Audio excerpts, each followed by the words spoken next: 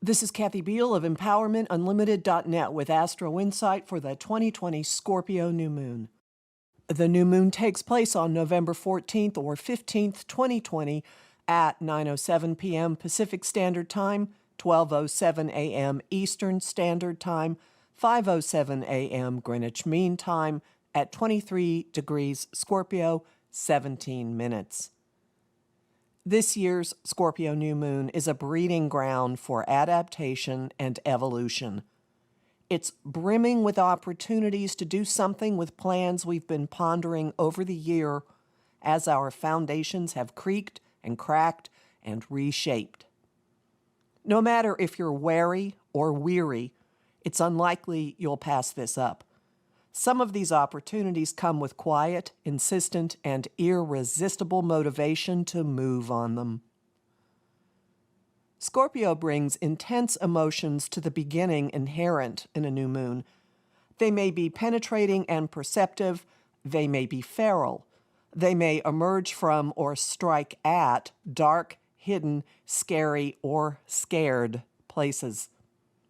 All of these traits pervade the seeds, intentions, and power-ups flowing from this new moon. It is delivering the X-ray vision and power to follow them into the depths and stay with them. The upshot: you can dive into big and meaningful situations, projects, and new starts now with empowerment and tenacity that you might have been hesitant to touch before. You won't likely need to take a big breath or supplements or even a moment to contemplate to set anything in motion. This moon has the power of nuclear fusion.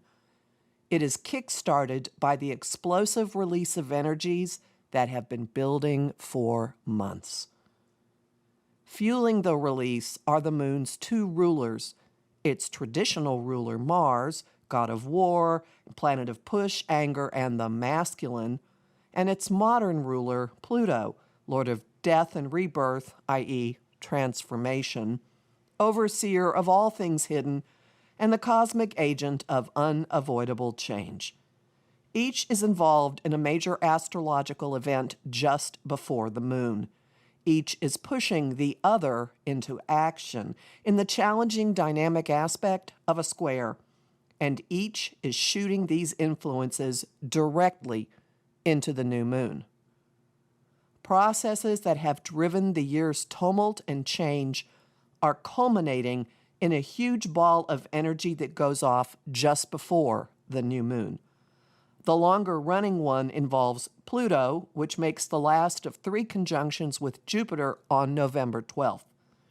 This pair has been expanding and intensifying restructuring of foundations and institutions, a mandate that locked into place at the Saturn-Pluto conjunction January 12th. Jupiter and Pluto previously met in early April and the end of June.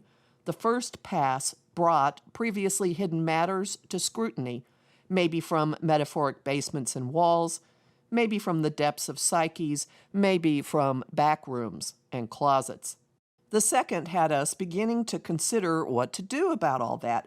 The third and last pass is bringing action on whatever they dredged up and exposed. This is the moment we implement what we've considered and decided. At the same time, Mars is ending his retrograde, which began September 9.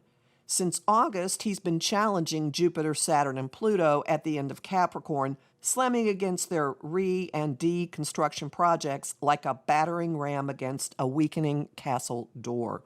He has been parked at the degree of his direct station, 15 Aries, since November 3rd, yes, Election Day, increasing in strength and frustration and fury. When he stations direct on November 13th, all that built-up energy explodes in the relief of finding an outlet as he begins his ramming assault on the Capricorn trio once again. Motivation and movement will be off the charts, exaggerated, and cartoonish. It will not immediately and easily dovetail into the new moon's developments, though. Tweaks are necessary. because Mars is making the adjustment aspect of an inconjunct to the new moon. He's also opposing Venus in Libra, a standoff that pits individual impulsiveness against relationships and social harmony. As a result, however you initially approach your intentions, they will flow better from a slightly different approach. This requirement may soften the effectiveness of outbursts in the collective, which, to be honest, carry the potential for violence. Still, opportunities are opening for harmonizing structural change and the new moon's possibilities. The moon is exactly sextile, expansive Jupiter, traveling closely with the moon's ruler Pluto and his powers of transformation, and near as well to Saturn and his domain of structure and responsibility. This aspect makes this new moon the launch point for moving from deconstruction and forward into construction. Everything that has been restructuring in your life dovetails into the fresh starts of this new moon. Everything that you have been streamlining and reprioritizing and reworking dovetails into the fresh starts of this new moon. Those starts may be bittersweet. They may be brimming with faith and inspiration.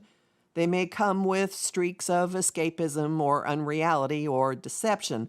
The moon has an open current to Neptune, which transcends earthly experience with compassion and inspiration and divine love, but also clouds it with the fog of lies and delusions.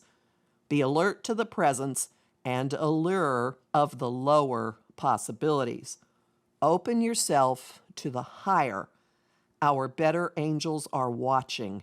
Invite them into your intentions. I'm Kathy Biehl, a professional astrologer with more than 30 years' experience. Visit my site, empowermentunlimited.net, to listen to my weekly podcasts, join my mailing list, and book a session with me. You'll find me on Facebook at Empowerment Unlimited in the group The Astro-Insight Lounge. I have lots of bonus content at patreon.com/Kathy Biehl, and I'm extremely grateful to the people who are supporting my work there. I post on Instagram at @KABiehl and on YouTube at The Professional Aquarian Channel.